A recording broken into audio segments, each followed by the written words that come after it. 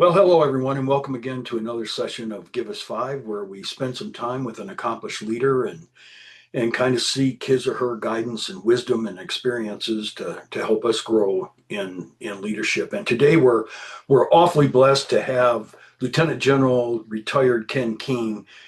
Take the time to read his bio. He's got a distinguished career, including commander of the U.S. Army 75th Infantry Ranger Regiment, amongst other things.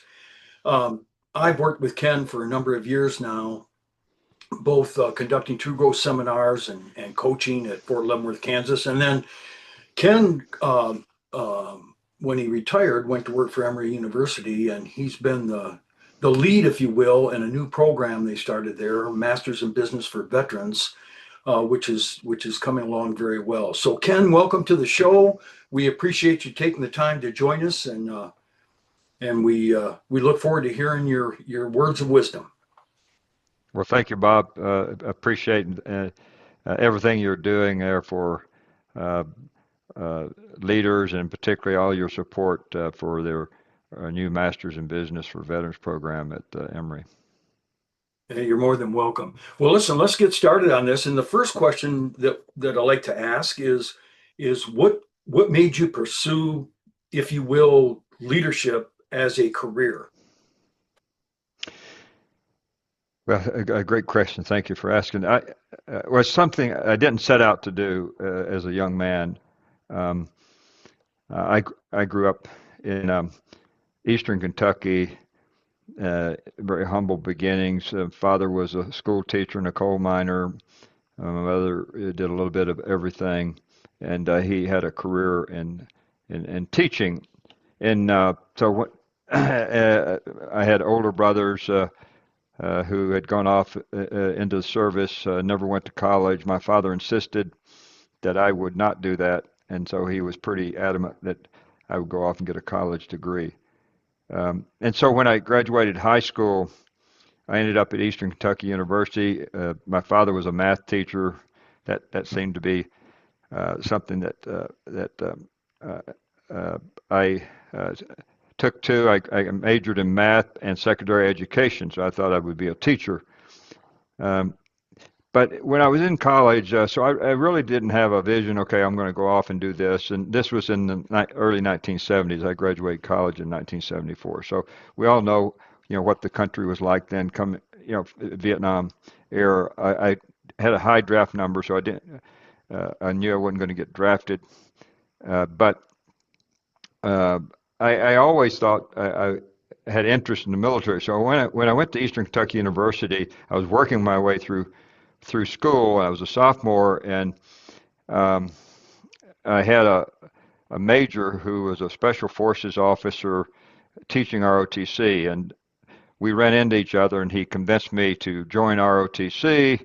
I could apply for a scholarship, and maybe wouldn't have to work my way through college because they would pay my way through college. That sounded like a pretty good deal. He said, "Hey, been in the army is, you grew up in Eastern Kentucky. It's sort of like going squirrel hunting. You spend a lot of time in the woods and all that kind of stuff." I said, "Oh, that sounds like fun." So he convinced me to join ROTC, and he became a very close mentor and opened my eyes to service and the potential of that. And he ended up giving me a 3-year scholarship.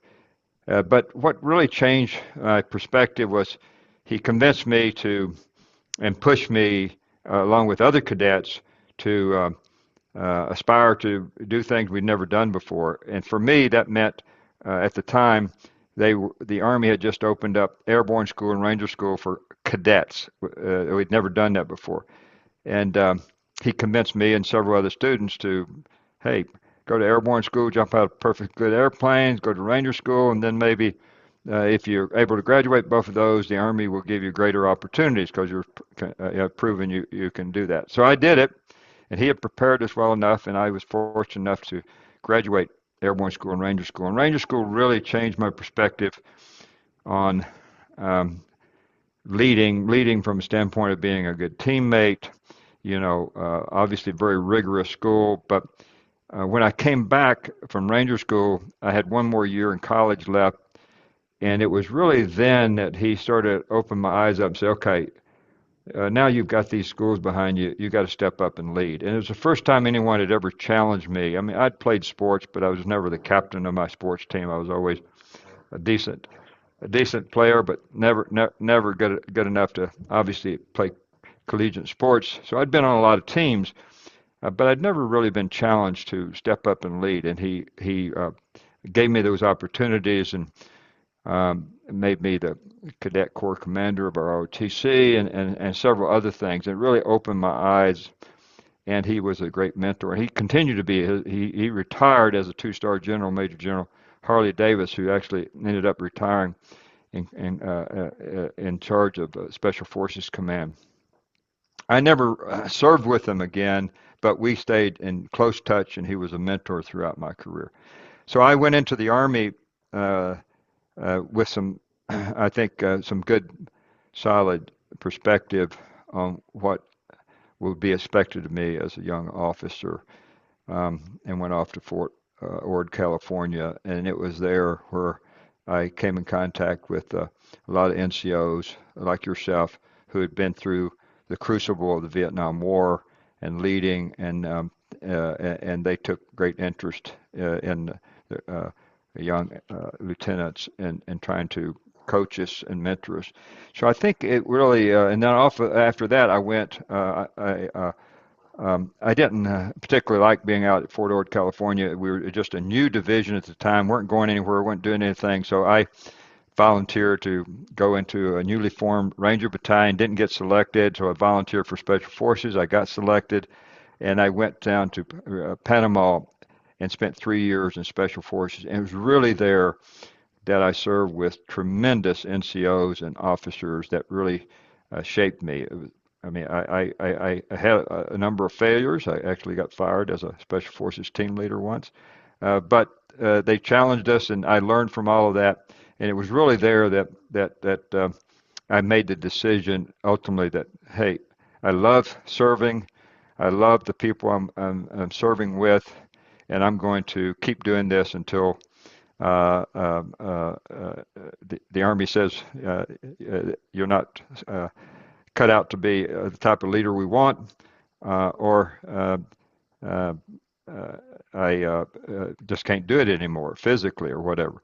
And so I just took one assignment at a time and took opportunities they gave me, quite frankly. And it was the people in the military, those I served with, those that helped shape me as a young leader, and the opportunity to serve with others that really convinced me that uh, being a leader, being a good teammate, and trying to grow high-performing teams and make every team you're on the best you can be, whether you're in a special operations unit or whether you're in uh, uh, a logistics unit, whatever type of unit you're in, just doing the best you can. That's a great answer, Ken. That's great. Um, there's a long list of positive traits and attributes associated with great leaders. I wonder if you could share maybe 3 to 5 that are very important to you.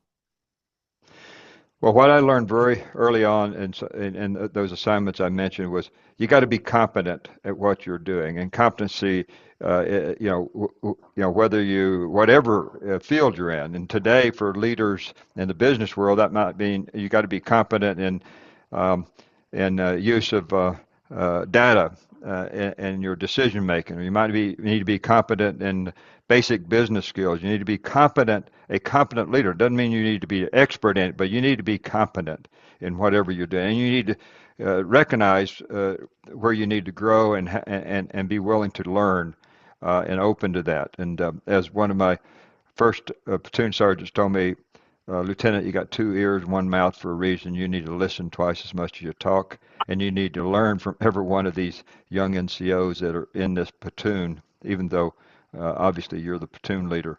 They know that, they got a lot of experience. So I think you need to be competent. You need to be always seeking to grow. The other thing, to me, what's been hammered into me ever since I was a kid, is uh, you need to have integrity. Your word is your bond. Um, and if you lose it, it's hard to regain. And integrity is the foundation of establishing trust with others, and you have to build that trust by keeping your word. And I think just being a leader of character, having integrity, I think is very important. I think that third one I would say is humility. Uh, Humility in the sense of knowing that you may not be the best, recognizing that. Uh, and I came to realize this because I don't think I was a very humble leader when I was a young officer. I'd gone to some schools. I'd done fairly well. I'd been undergraduate through schools. I thought I knew more than I probably did. And then I faced a pretty drastic failure as a first lieutenant in special forces. I got fired, and I had a I had a company commander said, "You're not nearly as good as you think you are. You probably could be a lot better than you are, but you're going to need to know how to learn to grow and be humble enough to accept that." And that really set me back, made me sort of pause and think about that a lot. And I think humility is a trait I think I hold fairly dear. So I think being competent, having integrity, humility. If I were to add two others, I would say courage, not from the standpoint of battlefield courage, but courage of your convictions, courage to speak truth to power, courage enough to go do what's uncomfortable, take some risks, calculated risks. Um, but really courage in the sense, I mean, courage to give people hard feedback and accept hard feedback from others. So from that standpoint, and then the last one, I guess, if we to five would be lead by example. Um, and I'll just use that in some very simple example.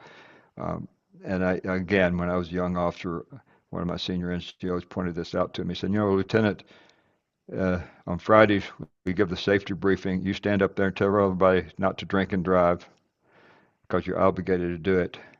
But if you walk out of this gate Friday night and you go up to the officers club and you go in that bar and you have two beers and then you go out and get in your car, that's not leadership. So if you're going to tell them not to drink and drive, then you better not drink and drive. And that always sort of stuck with me to think about. Okay, he said there are lots of ways to figure out how not to get behind that wheel of the car if you're going to go drink, but you need to live your word and you need to lead by example. Obviously, there are lots of things like that, but that was a simple one that sort of stuck with me because you know we all give safety briefing on Friday, and then on Saturday night we're off doing stuff. So, and the other thing he used to say, "Hey, you're a leader 7 days a week, 24 hours a day. You might not have the uniform on, but Indeed. when you go downtown, and we used to go downtown a lot when we were young leaders, they're all looking at you. And if you make a jerk out of yourself or do something really stupid, believe me, you just established a standard that you might not uh, want to reflect who you are." So those are the five I would pick. That's great. Well, there's no doubt you've had an incredibly distinguished career. I wonder if all the things that you've done, is there one experience, one accomplishment, one event that really marks you? You may have already spoken to this, I don't know, but kind of marks you as this is who I am and this is where I'm going. Well, I guess one event that comes to mind that stands out is uh, uh, my participation in the response to the Haiti earthquake. I was the commander of the Joint Task Force in Haiti following the 2010 earthquake there. I just happened to be in Haiti when the earthquake struck. I was a deputy commander, U.S. Southern Command, three-star general, and so I was asked to lead that, or told to lead the task forces. But I think my previous, at that time, 35 years of service before that had prepared me for that crucible moment, and it was truly a crucible moment. Over 200,000 people were killed almost instantaneously over the initial earthquake and hours following it. And another 300,000 severely injured. So the response effort that came and dealing with the human death toll from it and all the organizations that we had to work with in responding to save lives and mitigate suffering. I think my previous experiences in the military had sort of prepared me for that moment in time. And then watching young leaders come in and have to deal with that. And many of them had just come back literally within, in some less than a month, had just spent 15 months in Iraq and a brigade out of the 82nd and some Marines. And they came to Haiti in a humanitarian assistance disaster relief mission and were able to pivot immediately and adjust to that environment and do miraculous things to save lives and mitigate. So it made me extremely proud to be part of that and watch them be able to sort of pivot in a moment into a different environment to accomplish what we were set there to do. So I think when I think of that, and I use that a lot when I talk to leaders about leading in the VUCA environment, the environment's, volatile, uncertainty, chaotic, ambiguous, that type of environment that we've all lived in the last decade, certainly, whether it's through COVID or through other challenges, uh, came to fruition in Haiti. It challenged all of us in different ways. So I think that that particular moment in time, I realized uh, regardless of where you're at in your career as a leader, um, what our military does to grow leaders prepares them for leading in those type of environments. Yeah, what a great answer. Um, what are the qualities that you look for in a leader and why? Well, the first one goes back to what I aspire for a quality leader. One is integrity, um, uh, and being a leader of character, if you will. Because I think without integrity, it's hard to get others to follow you. I mean, in the business world, uh, people are going to follow you maybe because of the position you're put in, but you have to earn their trust, you have to earn their respect, you have to earn it every day. And if you don't have integrity, I don't think you can be an effective leader. Um, Now, you may wield power through your personal wealth or being the CEO or whatever, um, and people may do things you say, but you aren't really um, leading through inspiration and able to accomplish things. They aren't going to give you 100% and then some. And I think young leaders, whether I'm talking about young leaders in the military or young uh, uh, MBA students, for example, I tell them integrity is the foundation, in my view, of any effective leader. Without integrity, without your word being your bond, it's hard to get people to lead you, to follow you, if they don't have to. Um, the other one, I think, it comes back to what I also mentioned earlier, is about humility and being willing to recognize that you're not always going to be right, and you got to be willing to uh, uh, listen to others. You got to be willing to understand that uh, you're going to fail. You need to be able to recognize how to be resilient enough to lead through failure. Thank you. Um, if a young person approaches you and says, Mr. King, I want to lead, what are three tips you would give to a young person aspiring to be a leader? Well, first I would say go for it. Don't let any doubts in your mind hold you back. Um, uh, Seek the opportunities that are presented to you. So just go for it. I mean, put yourself out there and go for it. The second one is be present. I see a lot of young leaders that want to lead, but they don't want to show up on time. They don't want to do the hard work that it takes to be a good leader, and it's a lot of hard work. You know, um, you have to put others before yourself sometimes. And you have to recognize in order to be competent, you got to study, you got to put the work in. So be present. Um, and then the last one I would say is uh, work at developing relationships. And notice I didn't say developing a network, although networking is important, but networking is not developing relationship. Developing relationships takes work. It takes, I think, being present. It takes, face to face. It's in this virtual world. Sometimes we put a lot of stock in the business school, certainly on developing your network, your LinkedIn profiles, all that kind of stuff, and getting to know, hundreds or thousands of people in your network.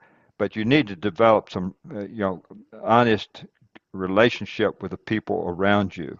And I speak to our MBA students a lot. I tell them, look to your right and left, the people you're sitting in this class with. Take the time to develop relationship, get to know them, be vulnerable enough to let them get to know you, because someday those relationships are going to be what will get you through the difficult times. And I bring an example of Haiti, for example, is one of those. The guy, the general who led the um, Haiti multinational forces, MINUSTA it was called, in Haiti at the time was a Brazilian general. Well, we had gotten to know each other 25 years before that earthquake, and we had stayed in touch, and we had developed a long relationship for years. And when that earthquake occurred, we found ourselves side by side, him leading the UN forces, I was leading the US forces, and it just paid huge dividends, us having the trust with one another um, to rely upon one another and get our organizations to work together and not worry about who might get credit for anything. So I think developing honest relationships. So the three again, just to keep go for it, seek opportunities, be present, and relationships. Relationships matter. I mean, you hear that a lot, right? Yeah, so true. So very, very true. Well, we've reached the point here where I always like to ask, particularly a fellow True Growth Experience alum, would you mind sharing your five core values with us? Sure. Well, faith, family, integrity, service, and teamwork are my four core values. And um, I've obviously being a graduate of True Growth and then being a coach with them for years, I think about those a lot. I pull the card out occasionally and look at them and try to obviously live them as well. Uh, That's great. Well, Ken, thank you again for taking the time to be with us. I'm sure everybody's going to glean a lot of knowledge from your experience and wisdom, um, and we'll stay in touch. okay. Well, thank you very much, Bob. Thanks for everything you're doing. Take care.